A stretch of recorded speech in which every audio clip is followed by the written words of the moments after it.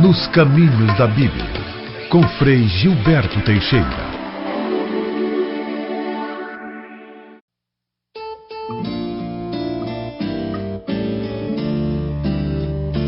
Ensinai-nos, Senhor, a rezar.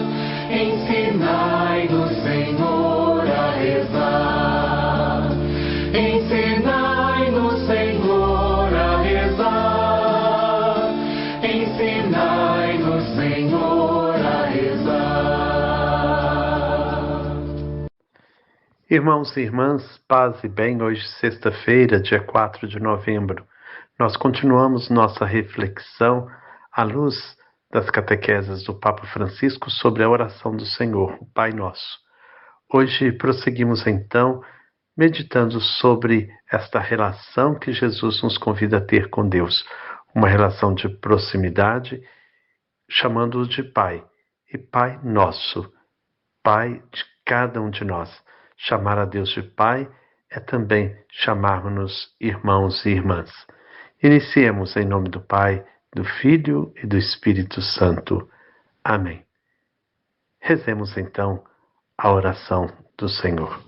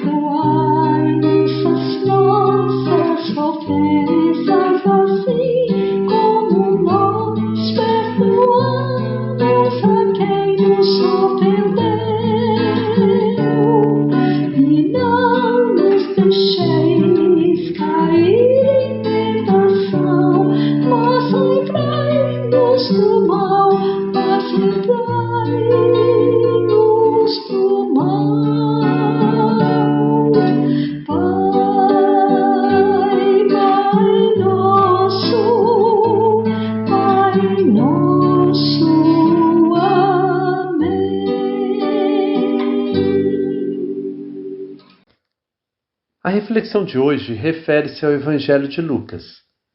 É sobretudo neste Evangelho, desde as narrações da infância, que descreve a figura de Cristo numa atmosfera densa de oração.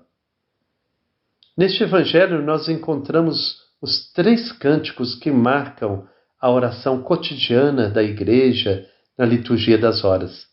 O cântico de Zacarias, o cântico de Maria e o cântico de Simeão. Também vemos o quanto Jesus era orante. Por exemplo, na narração de Lucas, do episódio da Transfiguração, ele diz: enquanto orava, o seu rosto transformou-se e as suas vestes tornaram-se resplandecentes. Mas cada passo na vida de Jesus é como que impelido pelo sopro do Espírito, que o guia em todas as ações. Jesus reza no batismo no Jordão, dialoga com o Pai antes de tomar as decisões mais importantes, retira-se muitas vezes na solidão para orar, intercede por Pedro, que o renegará. Até a morte do Messias está imersa num clima de oração, a ponto que as horas da paixão parecem marcadas por uma calma surpreendente. Jesus consola as mulheres, reza pelos seus crucificadores, promete o paraíso ao bom ladrão e expira dizendo: Pai, nas tuas mãos entrego o meu espírito. A prece de Jesus parece atenuar as emoções mais violentas. Os desejos de vingança e de desforra reconcilia o homem com a sua antiga inimiga, reconcilia o homem com a morte. É ainda no Evangelho de Lucas que encontramos o pedido expresso por um dos discípulos de poderem ser instruídos na oração pelo próprio Jesus. Senhor, ensina-nos a rezar. Viam que ele orava. Ensina-nos, também nós o podemos dizer ao Senhor. Bem sei que tu rezas por mim, mas ensina-me a rezar, para que também eu possa orar. Deste pedido, Senhor, ensina-nos a rezar, nasce um ensinamento bastante amplo, através do qual Jesus explica aos seus com que palavras e com que sentimentos se devem dirigir a Deus. A primeira parte desse ensinamento é precisamente o Pai Nosso. Rezai assim: Pai que estais nos céus. Pai, esta palavra tão agradável de pronunciar. Nós podemos passar todo o tempo da oração unicamente com esta palavra. Pai. Pai. E sentir que temos um Pai, não um patrão, não um padrasto. Não, um Pai. O cristão dirige-se a Deus chamando-o, antes de tudo, Pai. Neste ensinamento que Jesus oferece aos seus discípulos, é interessante meditar sobre algumas instruções que coroam o texto da oração. Para nos dar confiança, Jesus explica algumas coisas. Elas insistem sobre as atitudes do crente que reza. Por exemplo, há a parábola do amigo importuno, o qual vai perturbar uma família inteira que dorme, porque uma pessoa chegou inesperadamente de uma viagem e ele não tem pão para lhe oferecer. O que diz Jesus àquele que bate à porta e acorda o amigo? Digo-vos, explica Jesus, que embora não se levante para lhe dar por ser seu amigo, ao menos levantar-se-á devido à impertinência dele e dar-lhe-á tudo o que precisar. Com isso, quer ensinar-nos a rezar e a insistir na oração. E imediatamente depois, cita o exemplo de um pai que tem um filho faminto. Todos vós, pais e avós que estáis aqui, quando o filho ou neto pede algo, quando tem fome e pede com insistência, depois chora, grita, tem fome. Qual pai entre vós, se o filho lhe pedir um peixe, porventura lhe dará uma serpente? E todos vós tendes a experiência, quando o filho pede algo, vós dais de comer aquilo que ele pede para o seu bem. Com essas palavras, Jesus dá a entender que Deus responde sempre, que nenhuma oração deixará de ser ouvida. Por quê? Porque Ele é Pai e não se esquece dos seus filhos que sofrem. Sem dúvida, estas afirmações põem-nos em crise, porque parece que muitas das nossas preces não obtêm resultado algum. Quantas vezes pedimos e não fomos atendidos? Todos nós fizemos essa experiência. Quantas vezes batemos e encontramos uma porta fechada? Nestes momentos, Jesus recomenda-nos para insistir e não desistir. A oração transforma sempre a realidade, sempre. Se não mudam as coisas ao nosso redor, pelo menos nós mudamos. O nosso coração muda. Jesus prometeu o dom do Espírito Santo a cada homem e a cada mulher que reza. Podemos estar certos de que Deus responderá. A única incerteza é em relação ao tempo, mas não temos dúvida que Ele responderá. Talvez tenhamos que insistir durante a vida inteira, mas Ele responderá. Ele nos prometeu. Ele não é como um pai que dá uma serpente em vez de um peixe. Não há nada de mais certo. Um dia realizar-se-á o desejo de felicidade que todos temos no coração. Jesus diz: porventura não fará Deus justiça aos seus escolhidos que clamam por Ele dia e noite? Sim, fará justiça. Ouvir-nos-á. Aquele dia será de glória e de ressurreição. Rezar é desde já a vitória sobre a solidão e o desespero. Rezar.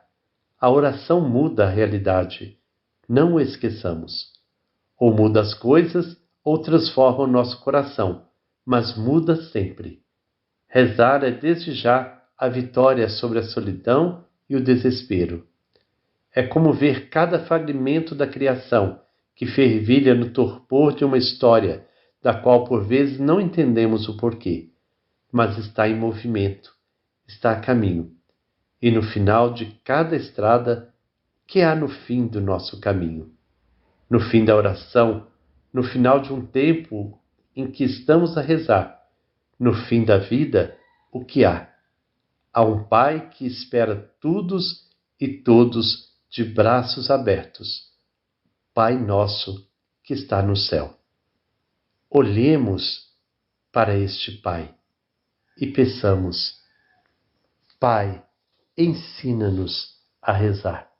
Ensina-nos a rezar. Estamos refletindo nesses dias a oração que Jesus ensinou aos seus discípulos. Em sua catequese, ele começa dizendo: Pai nosso que estais no céu. Isso não é por acaso, e eu destaco aqui 2 pontos. O primeiro é que Jesus entende que quem reza se liga a Deus e ao próximo.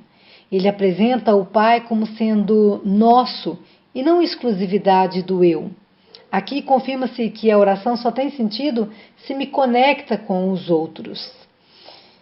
Noutros relatos evangélicos, como o do fariseu e o publicano, vemos com muita clareza que Jesus condena a oração egoísta.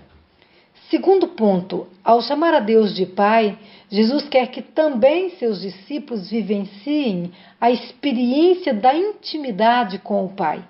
E essa intimidade só é possível quando desarmamos nosso ego, quando rompemos preconceitos e nos abrimos ao amor. Amor que nos transforma e nos humaniza.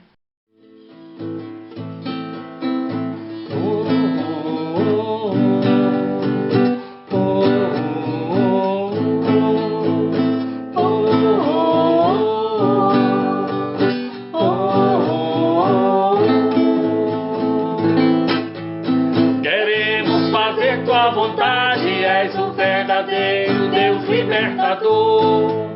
Não vamos seguir as doutrinas corrompidas pelo poder opressor. Pedimos-te o pão da vida, o pão da segurança, o pão das multidões. O pão que traz a humanidade, que constrói a gente em vez de canhões.